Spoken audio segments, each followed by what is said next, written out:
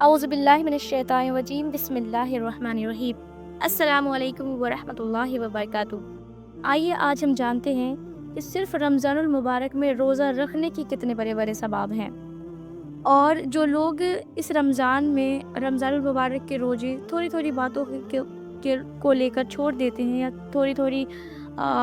Problems کی وجہ سے رمضان کے روزے اسکپ کر دیتے ہیں، وہ یہ نہیں جانتے ہیں کہ وہ اپنا کتنا بڑا نقصان کر رہا ہے۔ آئیے آج ہم جانتے ہیں کہ روزے دار کے لیے اللہ کے رسول اور اللہ تعالیٰ خود کیا فرماتے ہیں۔ سب سے پہلا جو حدیث میں نے لیا ہے، اللہ کے رسول صلی اللہ علیہ وسلم فرماتے ہیں کہ جنت کے 8 دروازے ہیں، ان میں سے ایک دروازے کا نام الریان ہے، اور الریان جو جنت کا دروازہ ہے، اس دروازے سے صرف اور صرف روزے دار ہی داخل ہوگا۔ سبحان اللہ، ذرا سوچیں، جو تھوڑی تھوڑی باتوں کو لے کر، تھوڑی تھوڑی چیزوں کو لے کر روزے کو اسکپ کر دیتے ہیں،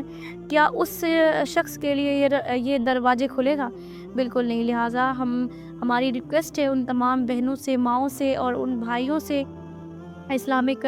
مرد حضرات سے بھی، کہ رمضان المبارک کے روزہ بالکل بھی اسکپ نہ کریں، کیونکہ اس رمضان المبارک کے روزے کی اہمیت اور برکات بہت ہی زیادہ ہے، اور اس کی امپورٹنس بھی اللہ کی نظروں میں بہت زیادہ ہے۔ لہٰذا اس رمضان المبارک میں جو شخص رمضان المبارک کے روزے رکھتے ہیں اللہ کی رضامندی کے لیے، وہ شخص بھی اللہ کی نظر میں بہترین اور محبوب ترین ہو جاتا ہے۔ لہٰذا ہم سب کو چاہیے کہ رمضان المبارک کے روزے بالکل بھی اسکپ نہ کریں، ایٹ اینی کاسٹ کوشش کرنی چاہیے کہ رمضان المبارک کے روزے ضرور رکھیں۔ اور پھر دوسری حدیث میں اللہ کے رسول فرماتے ہیں، جو کہ میں نے ترمذی شریف سے لیا ہے، اللہ کے رسول صلی اللہ علیہ وسلم فرماتے ہیں، جس کسی نے روزے دار کو افطار کرایا تو اسے بھی اس کے برابر ثواب ملے گا، بغیر اس کے روزے دار کے ثواب میں سے ذرا بھی کم نہ ہوگا۔ سبحان اللہ، ذرا سوچیں، ہم سب کو چاہیے کہ رمضان المبارک میں جتنا ہو سکے روزے دار کو افطار کروائیں۔ سحری تو مشکل ہے تھوڑا، لیکن افطار تو ظاہر سی بات ہم کروا سکتے ہیں۔ تو ہمیں چاہیے کہ جتنا ہو سکے روزے دار کو، جتنی اللہ تعالیٰ نے ہمیں استطاعت دیا ہے، جتنی ہماری حیثیت ہے، جتنا ہماری اوقات ہے، اس حساب سے ہمیں روزے دار کو افطار کروانا چاہیے، کیونکہ اللہ کے رسول فرماتے ہیں کہ جو شخص کسی روزے دار کو افطار کرواتا ہے تو اس شخص کو بھی اتنا ہی ثواب ملے گا جتنا وہ روزے دار رکھا ہوا ہے۔ سبحان اللہ، ذرا سوچیں، روزے دار کو روزہ رکھنے کا جتنا ثواب ملے گا، اتنا ہی ثواب اس شخص کو بھی ملے گا جو روزے دار کو افطار کروائے گا۔ لہٰذا ہم سب کو چاہیے کہ روزے دار کو افطار بھی ضرور کروائیں، چاہے وہ 1 دن کا ہو، چاہے 2 دن کا ہو۔ پھر تیسری حدیث جو میں نے لیا ہے، وہ مسند احمد کی روایت ہے کہ اللہ کے رسول صلی اللہ علیہ وسلم فرماتے ہیں، جو شخص اللہ کی خوشنودی کے لیے 1 دن کا روزہ رکھے اور اسی حالت میں مر جائے، یعنی ان کی فوت ہو جائے، تو وہ جنت میں داخل ہوگا۔ سبحان اللہ، یعنی کہ جو روزے کی حالت میں موت پا جائے تو اللہ تعالیٰ اس کو جنت میں داخل کرے گا۔ یا ارحم الراحمین، ہم سب کے ساتھ عافیت کا معاملہ فرمائے، اور ہم سب کو روزوں اور تراویح پر استقامت فرمائے، آمین ثم آمین۔ اور آپ سب مسلمان بھائی بہنیں سب جانتے ہیں رمضان المبارک کتنا ہی بہترین مہینہ ہے اور کتنا ہی خاص مہینہ ہے، یہ ہماری نظروں میں بھی اور اللہ تعالیٰ کی نظروں میں بھی، کیونکہ سحری کے چند منٹ پہلے اٹھ کر جو شخص تہجد پڑھ لیا کرے، اور جب جو شخص سحری کے ٹائم تہجد پڑھتا ہے، جب کوئی مسلمان اور تہجد کے وقت اللہ سے گر گرا کے کوئی دعائیں مانگتا ہے، تو اللہ تعالیٰ اس کو دیکھ کے مسکراتا ہے۔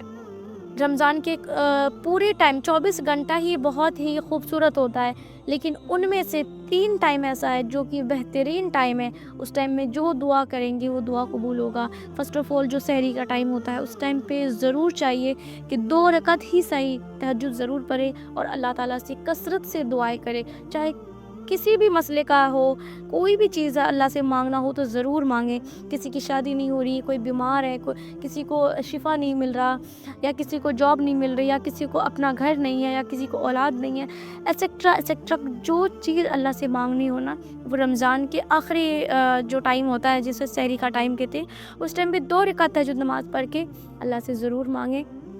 انشاءاللہ اللہ کا وعدہ ہے کہ جو اس ٹائم پہ دعا مانگے گا اس کی دعائیں ضرور قبول کر لی جائے گی۔ اینڈ سیکنڈ نمبر پہ جو دعا کرنے کا ٹائم ہے وہ ہے فجر سے لے کے اسراق کے ٹائم تک۔ کچھ ہمارے مسلمان بھائی جو ہیں، مسلمان بہنیں ہیں، جو سحری کر کے فجر کی نماز پڑھ کے فوراً سو جاتے ہیں، جبکہ انہیں یہ پتہ نہیں ہوتا کہ کتنا امپورٹنٹ ٹائم ہوتا ہے فور دعا۔ دعا کے ٹائم کے لیے بہت ہی مقبول ٹائم ہوتا ہے، لہٰذا ہم سب کو چاہیے کہ فجر کے بعد فجر کی نماز کے بعد فوراً سو نہ جائیں، بلکہ تھوڑا سا ذکر و اذکار کر لیں، صبح اور شام کی جو ہوتی ہے قرآن کی تھوڑی تلاوت کر لیں، اور اشراق تک، جب اشراق کا ٹائم آ جائے تو اشراق کی نماز پڑھ کے پھر جا کے سو جائیں، ڈزنٹ میٹر۔ لیکن جو فجر اور اشراق کی جو ٹائم ہوتا ہے نا، یہ جو ٹائم ہوتا ہے یہ بہت ہی امپورٹنٹ اور خاص ہوتا ہے۔ اس ٹائم میں جو دعائیں کریں گے نا وہ دعائیں قبول ہوتا ہے۔ اور تھرڈ ٹائم جو ہے، جو دعا قبولیت کا جو بہترین ٹائم ہے، وہ ہے افطار کا ٹائم۔ دعا کرنے سے، وہ افطاری روزہ کھولنے سے پہلے چند منٹ کا جو ٹائم ہوتا ہے نا، جب ہم دسترخوان پہ بیٹھ جاتے ہیں، اس وقت جو دعائیں کریں گے نا وہ دعائیں قبول ہوگی۔ لیکن بہت ہی دکھ کے ساتھ یہ کہنا پڑ رہا ہے کہ آج ہماری مائیں اور ہماری بہنیں کچن میں اتنے خود کو مصروف کر لیتی ہیں، اتنا ڈفرینٹ ٹائپ کی چیزیں ڈشز بنانے کے چکر میں وہ اس ٹائم کو گوا دیتی ہیں،